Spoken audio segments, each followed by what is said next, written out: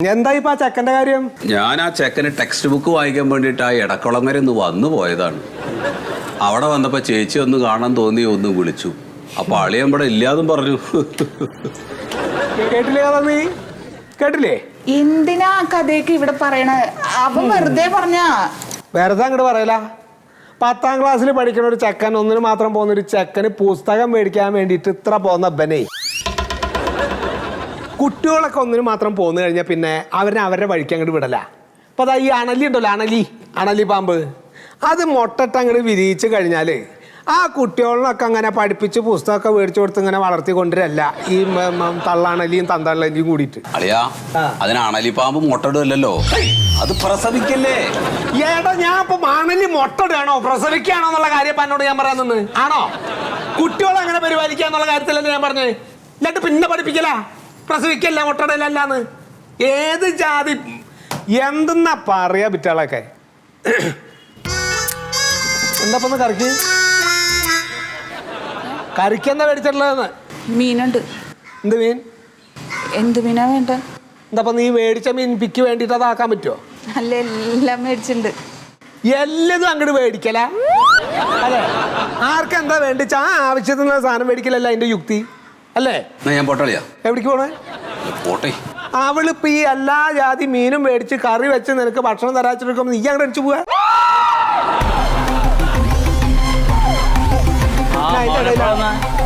ഞാൻ പൊന്നു മോനെ, കുറച്ച് നേരമായി, പക്ഷെ ഇവിടുന്ന് പോവാൻ പറ്റണ്ടേ?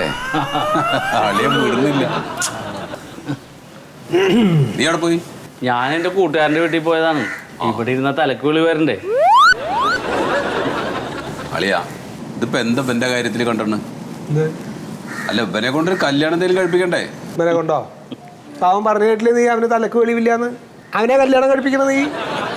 അവന് പെണ്ണ് കിട്ടുവോ? ആദ്യം വകതിരിവ ഉണ്ടാവേണ്ടതേ, അല്ലാതെ വല്ല പെണ്ണുങ്ങളും എല്ലായിടത്തുനിന്ന് ഇങ്ങോട്ട് കെട്ടിക്കൊണ്ടെന്നാലേ കല്യാണം അത് നല്ലോണം ആലോചിക്കണം. വളരെ ശരിയത്.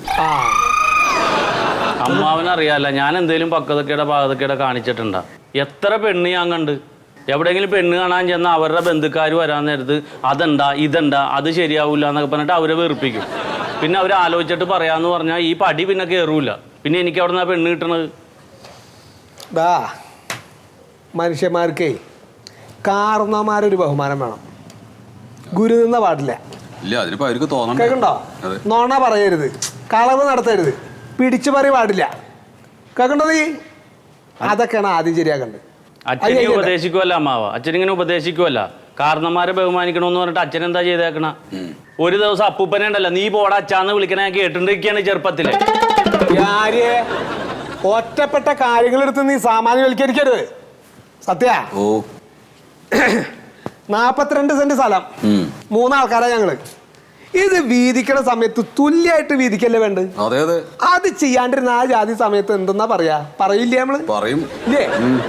അപ്പൊ ഗുരു നിന്ന പാടില്ല എന്ന് പറഞ്ഞിട്ടാ അച്ഛനെ പഠിപ്പിച്ച അപ്പുക്കുട്ടൻ സാറിന് ഇരുന്ന് പ്രാഗണ്ടല്ലേ ഇവിടെ ദിവസവും? അപ്പൊ അത് ഗുരു നിന്ദയല്ലേ? എടാ പ്യാരി, അത് ഒറ്റപ്പെട്ട കാര്യങ്ങളാണ്. ഒരു ചൂരിലെടുത്ത് തോട്ടങ്ങട്ട് അടിച്ചു പൊളിച്ചൊരു കാര്യം ഓർത്തപ്പോ ഞാൻ ഒന്ന് പറഞ്ഞു. എന്നിട്ട് അന്യന്റെ മുതല ആഗ്രഹിക്കരുത്, ആക്രാന്തം പാടില്ല എന്ന് പറഞ്ഞിട്ട് അച്ഛൻ എന്താ ചെയ്തത്? അച്ഛന്റെ പെങ്ങള് മറ്റേ അമ്മിണി മാമിയില്ലേ, അമ്മിണി മാമിയുടെ സ്ഥലം വിറ്റ കാശ് രാത്രി അടിച്ചുകൊണ്ട് പോകുന്ന ആളാണ്. ഇപ്പോഴും അവരുടെ മക്കൾ എന്നോട് പറയും നിന്റെ അച്ഛൻ എന്നെ പറ്റിച്ചാണെന്ന്. എന്നിട്ട് പറയണു ഒറ്റപ്പെട്ട കാര്യങ്ങളെടുത്ത് കാര്യങ്ങൾ വർത്താനം പറയണത്. പിന്നെ ഇതൊക്കെ എപ്പ പറയാൻ? അമ്മാവനെ ഇരിക്കണോണ്ടാ ഞാൻ പറഞ്ഞത്, അല്ല എന്നെ തല്ലിക്കൊല്ലും. എനിക്കിനി ചോറൊന്നും വേണ്ട, ഞാൻ പോകും. സത്യ, നീ അങ്ങോട്ട് അകത്തേക്ക് പോരാ, ഇവിടെ ഫാനുണ്ട്. അളിയാ, ഞാൻ ഇറങ്ങട്ടെ അളിയാ. ഇങ്ങോട്ട് വായോ, ഇങ്ങോട്ട് കളിക്കാണ്. മീൻകറി ഒട്ടിച്ചോറുണ്ട്. വേണ്ടെന്ന് അമ്മാവൻ പോയിക്കോട്ടെ, ഇവനും കൊണ്ട് പോട്ടെ, നമ്മളാ പെട്ടു. വാടങ്ങട് അമ്മാവന് തിരക്കുണ്ടെന്ന്. നീ നിന്റെ കാര്യം നോക്കടാ.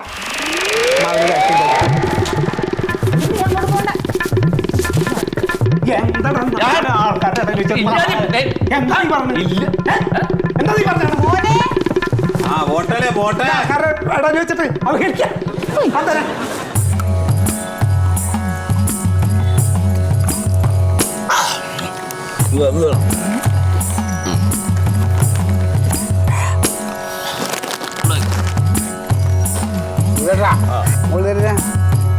അതെ കള്ളുടിച്ചിട്ട് പറയുന്നത് വിചാരിക്കരുത്. അടിച്ചിട്ട് വീട്ടിൽ ചെന്ന് ഭാര്യയുടെ കയ്യിരിക്കണ തല്ല് മേടിക്കരുത്.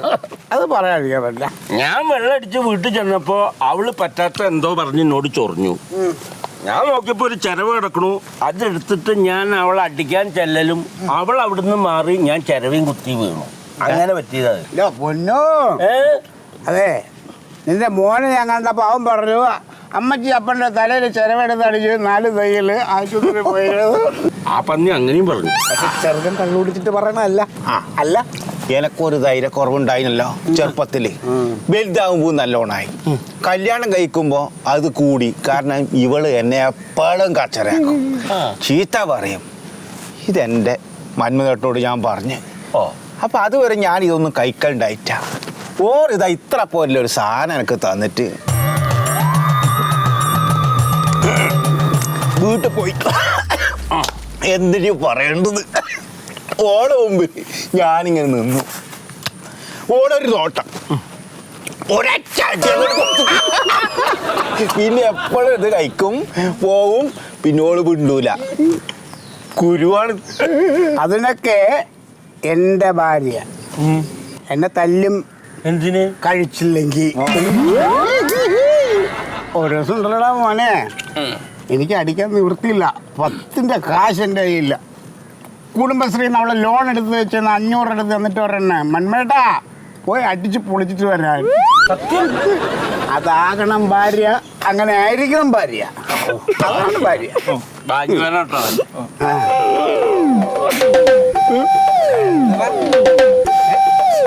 സാധനം തീർന്നില്ലടാ. തല നീ കരയല്ലേ, അവനോടുക്ക്. അല്ല ഇനി വേണോ വേറെ ഒന്നുകൂടി മേടിക്കാം. സാധനത്തിന്റെ അല്ല, നിങ്ങൾക്ക് എല്ലാവർക്കും ഭാര്യമാര് എല്ലാരും സന്തോഷമായിട്ടാ ജീവിക്കുന്നത്. എന്നെ കല്യാണം കഴിക്കാൻ എന്റെ അച്ഛൻ സമ്മതിക്കൂല മന്മേട്ട. അയാള് ചാകാതിരിക്കൊരു പെണ്ണ് കിട്ടൂല. കരയല്ലടാ വ്യാരി. അത്രക്ക് സങ്കടം അതെങ്കിൽ എന്റെ ഭാര്യ എടുത്തോ നീ. പ്യാരി, നിനക്ക് ഇനിയിപ്പോ പെണ്ണില്ലെങ്കിൽ എന്താ, നിനക്ക് പഠിപ്പുണ്ട്, വിദ്യാഭ്യാസമുണ്ട്, ഫിറ്ററാണവൻ. ഫിറ്ററ് 10ാം ക്ലാസ് തോറ്റല്ലേ. എനിക്ക് പഠിക്കണമെന്നല്ല ആഗ്രഹമുണ്ട്. ഞാൻ പഠിക്കുകയും ചെയ്യുമായിരുന്നു. പഠിക്കാൻ ബുക്ക് എടുത്ത് വെച്ച അപ്പൊ വരും ഉപദേശിക്കാം. അങ്ങനെ എനിക്ക് പഠിക്കാൻ തോന്നാതെ ചോറെടുത്ത് വെച്ച ഉപദേശം തൂറാൻ പോയവരെ അയാൾ ജീവിതം വെറുത്ത് വന്നേട്ടാ. എന്റെ അമ്മ പാവം സഹിക്കാണ് അയാളുടെ അടുത്ത്. ഇന്നലെ ഏതായാലും പോയപ്പോ ആ മൊയ്തുവിന്റെ മുതലേ ചെവിതിരിയുടെ മോമ കൊടുന്ന് പറഞ്ഞേക്കണേ. ഞാനെങ്ങനെ സഹിക്കും. സുധാ, ഇത്രയും വിഷമം സഹിക്കണമെങ്കിൽ നമുക്ക് പന്നീനെ ഇങ്ങോട്ട് തട്ടിയാലോ? വേണ്ട, എന്റെ നാക്കാണ് മുറിച്ചോളാ. പിന്നെ ഉപദേശിക്കില്ലല്ലോ. എന്ത് വേണം? തട്ടണോ? നാക്കും ഒന്നും ചെയ്യണ്ട, ഒന്നും ചെയ്യണ്ട. പോയില്ലേ? അതല്ലേ അതെ, നമ്മളിപ്പോ എന്താ ചെയ്യണ്ടാവുക? ഇത് അങ്ങോട്ട് തീർത്തിട്ട് എന്റെ തന്തരത് പോയി 4 വർത്താനം പറയണം. വേണം. അയാളെ കെട്ടിച്ചില്ലെങ്കിൽ നമ്മൾ കെട്ടിക്കും. അന്തസായി അതെ, കൊറേ നാളായി ഒരുത്തന്റെ നെഞ്ഞത്ത് കയറി. ഇവന്റെ തന്താങ്കി ഇവന്റെ തന്ത. പെണ്ണ് കെട്ടണം മന്മാരെ, എനിക്ക് പെണ്ണ് കെട്ടണം. കെട്ടിക്കൂടാ, അല്ല കെട്ടിക്കും ഞങ്ങൾ.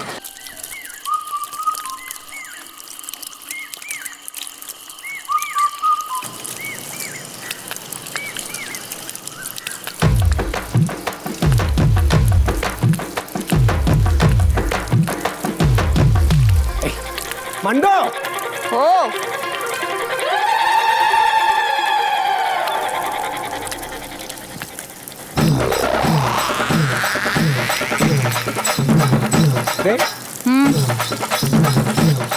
ഈ ചെടിക്ക് വെള്ളം നനയ്ക്കുമ്പോ ഇങ്ങനെയാ നനക്കാന്ന് ഞാൻ നിന്നോട് പറഞ്ഞിട്ടുള്ളത്. ഇങ്ങനെയാ നനയ്ക്കുക. നാട്ടുകാർ മുഴുവൻ ഞാൻ പറയണ ഓരോ വാക്കും ദൈവവചനം പോലെ കേൾക്കണത്. എന്നിട്ട് അത് അവരുടെ ജീവിതത്തിൽ പകർത്തിയിട്ട് അവരങ്ങോട്ട് നന്നാവുക.